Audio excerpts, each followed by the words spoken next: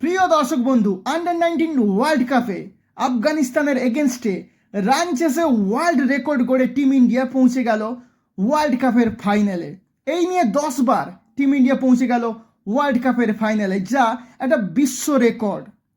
টসে জিতে প্রথমে ব্যাট করে আফগানিস্তান ফয়সাল ও আজহারুল্লাহর জোড়া সেঞ্চুরির উপর ভর করে 50 ওভারে 310 রান তোলে 4 উইকেট হারিয়ে।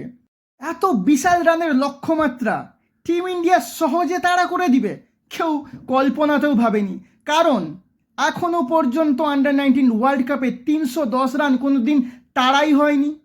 কিন্তু আজকে টিম ইন্ডিয়া সব হিসেবের খাতা উল্টে দিয়ে 310 রান তাড়া করে ফেললো, তাও আবার 41.1 ওভারে 53 বল বাকি থাকতে 7 উইকেটে আফগানিস্তানকে হারিয়ে আন্ডার-19 ওয়ার্ল্ড কাপের ফাইনালে চলে গেল টিম ইন্ডিয়া। এতদিন পর্যন্ত আন্ডার-19 ওয়ার্ল্ড কাপে সর্বোচ্চ রান তাড়া করে জয়ের রেকর্ড ছিল নিউজিল্যান্ডের দখলে। তারা আয়ারল্যান্ডের এগেনস্টে 305 রান তাড়া করে জিতেছিল। ভারত এতদিন পর্যন্ত আন্ডার-19 ওয়ার্ল্ড কাপে সর্বোচ্চ রান তাড়া করে জিতেছিল সাউথ আফ্রিকার এগেনস্টে 245 রান তাড়া করে জিতেছিল তারা 2024 সালে। কিন্তু আজ ভারত সমস্ত রেকর্ড ভেঙে দিয়ে বিশ্ব রেকর্ড গড়ে আফগানিস্তানের রান চেস করে পৌঁছে গেল আন্ডার-19 ওয়ার্ল্ড কাপের ফাইনালে। বৈভব সূর্যবংশী কেন ওয়ার্ল্ড ক্রিকেটের রেয়ার ট্যালেন্ট, তা আজকে তিনি আবারও প্রমাণ করলেন। 33 বলে করলেন 68 রান, ইনিংসে ছিল 9টি 4 এবং 6 ছিল 4টি, স্ট্রাইক রেট 206, তার 50 রান আসে মাত্র 24 বলে। আফগানিস্তানের বোলারদের যদি কেউ মেরুদণ্ড ভেঙে দিয়ে জয়ের ভিত্তি স্থাপন করে দিয়ে যান, তিনি হলেন বৈভব সূর্যবংশী। আর বাকি কাজটুকু অর্থাৎ আফগানিস্তানের বোলারদের হাত পা কোমর ভেঙে ফেলেন আয়ুষ মাত্রে এবং অ্যারন জর্জ। হায়দ্রাবাদি এই ব্যাটসম্যান কবজির মোচড়ে যখন 4 ছক্কা হাঁকাচ্ছিলেন, যে ক্লাসিক্যাল শটগুলো মারছিলেন, তার যে টেস্ট ছিল ঠিক হায়দ্রাবাদি বিরিয়ানির মতন। সারা টুর্নামেন্ট জুড়ে তিনি ব্যর্থ ছিলেন, কিন্তু আজকের এই বড় ম্যাচে সেমিফাইনালে তিনি জ্বলে উঠলেন। তিনি 104 বলে 115 রানের একটা অনবদ্য ইনিংস খেললেন। ইনিংসে ছিল 15টি 4 এবং 2টি ছক্কা, স্ট্রাইক রেট 111। তিনি 90 রানের পার্টনারশিপ গড়লেন বৈভব সূর্যবংশীর সঙ্গে।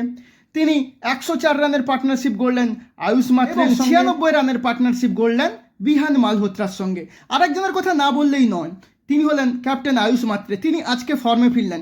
তিনি 59 বলে 62 রানের একটা দুরন্ত ইনিংস খেললেন। ইনিংসে ছিল 5টি 4 এবং 4টি ছক্কা, স্ট্রাইক রেট 105। এছাড়া আজকে ভারতের হয়ে একটা ছোট কিন্তু দারুণ ইনিংস খেলেন বিহান মালহোত্রা।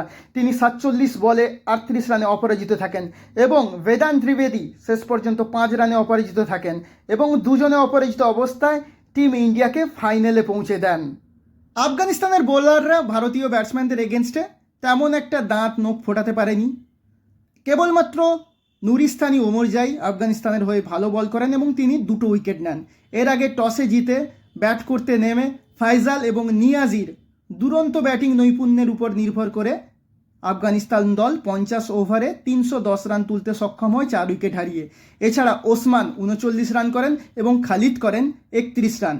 ভারতের হয়ে ভালো বোলিং করেন দিফেশ, তিনি নেন 2টি উইকেট এবং কানিক চৌহান নেন 2টি উইকেট। আগামী 6 ফেব্রুয়ারি হারারে পোর্ট স্টেডিয়ামে হারারেতে ভারত মুখোমুখি হতে চলেছে ফাইনালে ইংল্যান্ডের। প্রিয় দর্শক বন্ধু, আপনাদের কি মনে হয় আন্ডার-19 ইন্ডিয়ান টিম যে ফর্মে রয়েছে, তারা কি সহজে ইংল্যান্ডকে হারিয়ে এই আন্ডার-19 ওয়ার্ল্ড কাপ 6 বারের মতন ভারতে আনতে পারবে না? আপনাদের কি মনে হয়? আপনাদের সুচিন্তিত মতামত কমেন্ট বক্সে জানান এবং আমাদের চ্যানেলকে প্লিজ সাবস্ক্রাইব করুন।